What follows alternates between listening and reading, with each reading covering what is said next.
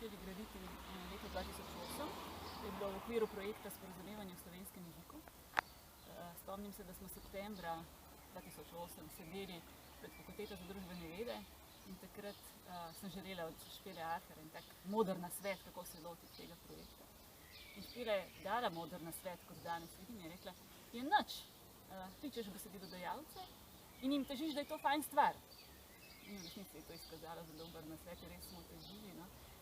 Kakorkoli, začeli smo zbirati besedila januarja 2009, zaključili smo pa zbiranjem tiskanih besedil maja 2010, se pravi slabo leto in pol zbiranja je prinesla tisto nadgradnjo, kakršno smo želeli.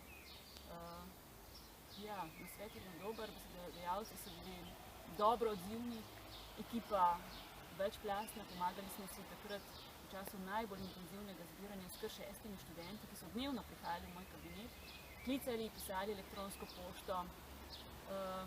Najraje smo imeli tiste besedilodajalce, ki so radi dali, ki niso rekli, ni problem, pridite.